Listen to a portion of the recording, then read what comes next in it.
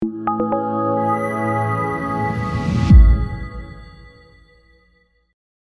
and welcome to this Pharos Cloud tutorial. Today we'll be covering how to manage a device, starting with viewing status information and then going on to see how you can interact with its lighting output and more.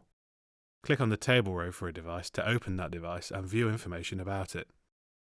When a device is connected to cloud, it sends only a small amount of data to keep the connection alive. Opening this device page in a browser tells the device to send more detailed information. This is true across each tab in this view. If only the Triggers tab is open, status information will stop being sent. The first tab that loads is the Overview tab. Here, general information about the device's hardware, project file, and network settings can be found. Each controller sends information relevant to its hardware. For example, larger controllers will report temperature information in the hardware section. When a value is updated, the row containing it will be highlighted. To see when a value changed and what its previous value was, simply hover over the table row. The Status tab contains the device's group, timeline, and scene information. Each section has its own table, which will contract and expand depending on the number of items the device has in its project file. On a fresh load of the page, the auto refresh will be turned on. To turn off auto refresh, click the off option at the top right of each table. Once off, click the arrow to manually refresh. The log tab shows the current controller's log.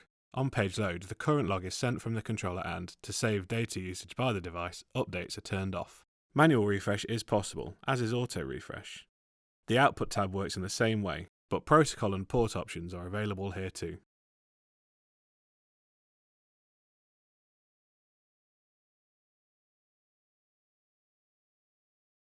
I/O modules can be monitored in the I/O tab. This project has some example I/O modules, but these could easily show status from I/O module integrations with third-party hardware. To beacon a device, go to the Advanced tab and toggle Beacon on the device. The button here is animated when the beacon is active. Perform a soft reboot by clicking this button and confirming.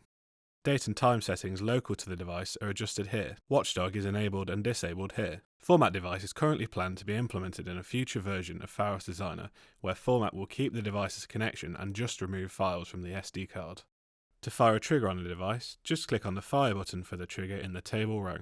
Triggers fired from cloud will work in the same way as if the trigger had been fired from any other source. At this time, conditions are not tested, but this option will be available soon. Triggers that are not marked as included in Pharos Designer will not be shown in this interface, just like in the controller's built-in local web interface. Files can be uploaded to cloud via the Files tab of a device. To upload a new file, click to upload a file and then either drag and drop the file into the File section or click in the dialog to open your system's file explorer. Project files and firmware are currently supported. If a project file is to be transferred to the device, ensure the file is an exported file for upload from the Network tab of Designer. Standard projects can be uploaded here, but when transferred to the device will be ignored as it will be in the incorrect format. All files uploaded are saved into cloud and backups of files can be made here. If you don't want to replace an existing upload, then please ensure you use a unique file name.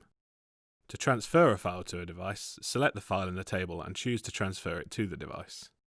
The transfer will then take place, recovering automatically from any dropped connections. The file is verified once the device has received it fully before any changes are applied to the device.